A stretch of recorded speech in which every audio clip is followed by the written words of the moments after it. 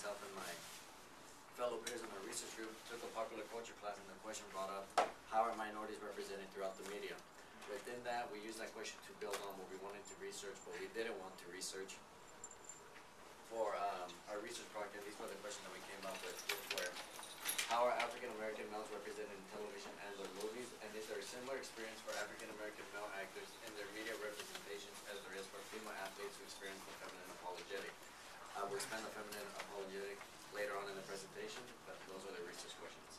So for the lit review, the first aspects were media impacts, and the three most common things we found in the literature review were view of self, basically saying how the media represented people that were similar to yourself, and physical characteristics, background, or culture affected how you viewed yourself. So if only negativity was being represented, you viewed yourself in a negative manner. And simply can be said, if positive things were being represented about you, or people similar to you, that's what you viewed yourself as positive.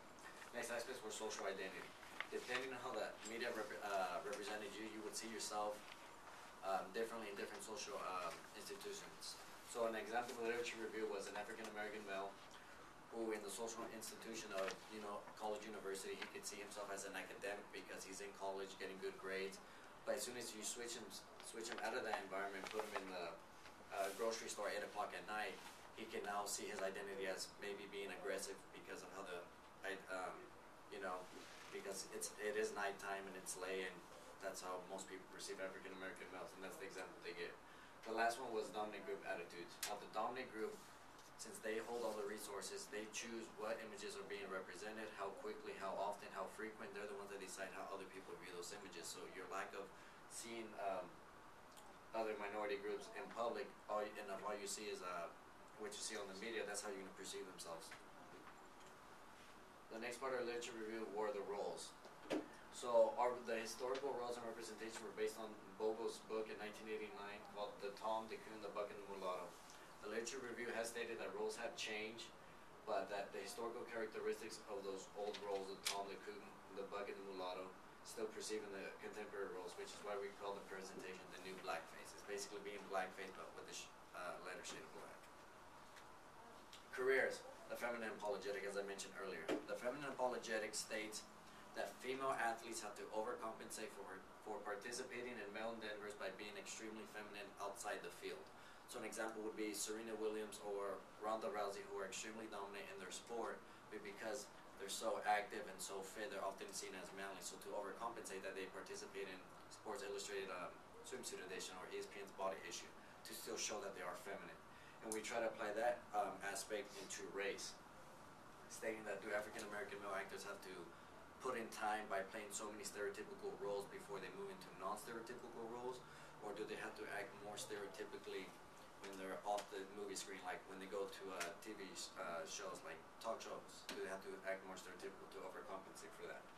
Was aspects that we try to apply to. And then African American actors have been known to have limited access to roles, reduced acceptance of them in non-stereotypical roles, which influences the career because they eventually become typecast because they mostly become either comedians or villains in movies, and that's why you see them play. That's why you see very few actors break out like Will Smith or Denzel Washington. Now our theory. The theory we used was the critical race culture theory, which basically states that racism pervades in every social fabric and social institution in society. And Denson's 2002 study states, in his analysis of race on the movie screen, emphasis that reality is reflected through media images that are produced by the dominant group. Basically just saying because the dominant group owns the media and racism already persists in that aspect, and because since they keep perpetuating those images, that's how racism keeps staying alive in the media. Our hypothesis, so we didn't finish the whole project, but this was the main part. Hypothesis 1 was, which is also on the hand that I passed out. It is there in case you guys need to go back and review throughout the presentation. But hypothesis 1 is the representation of African American males in cinema have changed over time. We had to break that up into hypothesis 1A and 1B. 1A is historic African American male roles no longer exist in contemporary cinematic productions, and 1B is the contemporary roles that African American males portray in cinema are more dynamic, but draw on old historically stereotyped characteristics. Methods. So our methods was, we decided to measure through the media, and it was either between movies or television. We decided on movies because we believe that not everyone can afford to pay the cable and watch television all the time. we leave everyone, you know, it's more logically to see a movie because you can spare $5 or $6 to go see it even if you don't have cable. So that's how we decided on the aspect of films. So what we did was we took the top 100 domestic grossing films of 2013 and we had to remove 12 of them because of cartoon or documentaries. Documentaries are based on historical past, not on current views. So we had to remove those and we had to remove cartoon because it's hard to tell race when some characters are green or blue. So we had to remove those. So from the remaining 88 films, we had to use a number random generator and we got a list of 20. For those who do not know how we use that is so we use a random number generator. So if it landed on number 8, for example, then we look on the list and we look for number 8 on the list of top grossing films, and whatever movie that was, that's the one we used. And if it landed on a cartoon or documentary, we just did it again until it didn't land on that. So that's how we picked the list of 20 movies. Next, for coding. So the definition that we use, you can see on the worksheet, were based on Vogel's review in 1989. And those were the bug, the mulatto, the tom, and the coon. If you look on the worksheet, we have them split up in 3 columns: the roles, characteristics, and indicators. You'll see the role is the bug, or in the first column. The second column is characteristics of the historical role, which would be criminal, angry, villain, violent, sexual, or physical. Next to it, you see indicators. We had to find a way how to measure if these characteristics were being displayed by the historical role.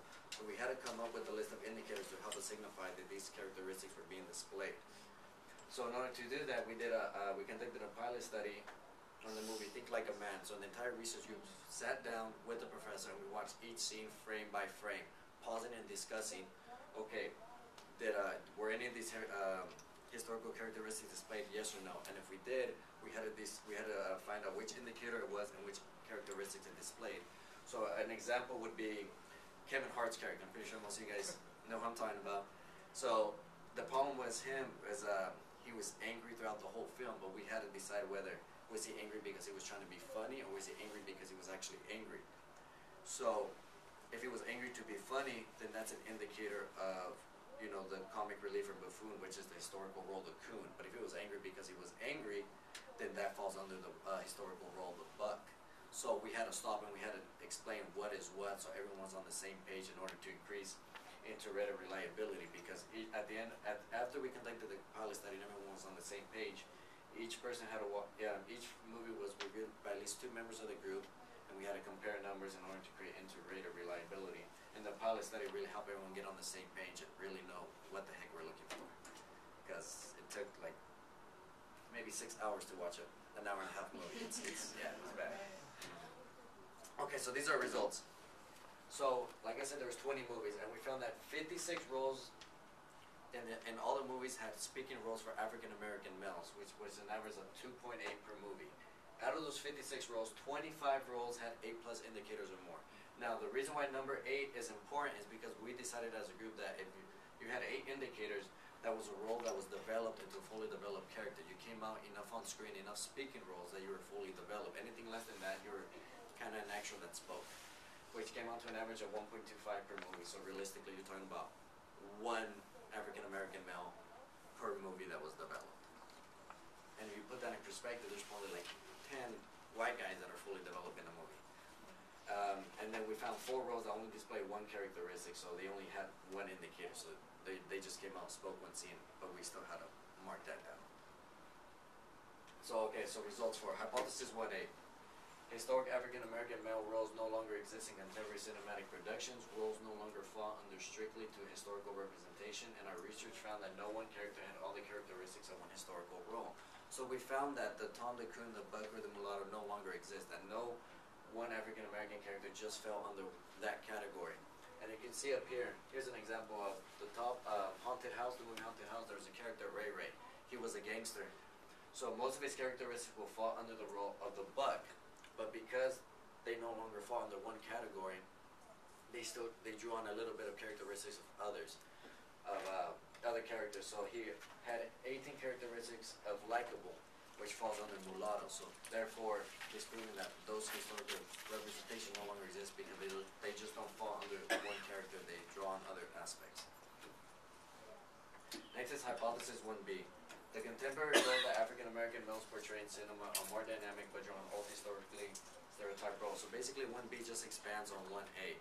that even though they just don't fall in one category, they draw on aspects on all categories.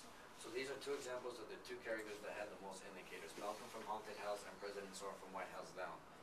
As you can see, they just don't have characteristics of just one of the historical roles, but they draw on all four, which basically just means that even though they are changing, they're basically just refurbished copies of the old thing and just mashed them together. Instead of just being a bug, now you're a bug, Hakuna, Tom, and a mulatto. So our conclusion was our research supported our tested hypothesis. The representation of African American males in cinema has changed over time. The contemporary roles no longer stick to historical representations. The expectations impact careers on African American actors, and cinema continues to perpetuate racial stereotypes. And for further implication, we would like to continue to our second hypothesis, would be African American male actors will have to play/choose roles that will draw on stereotypical characteristics. Also, other forms that we could move this forward with would be compare characteristics that do not derive from the historical roles. So here we just look at the historical roles to see if those still exist and those still pervade. As we found out, they did.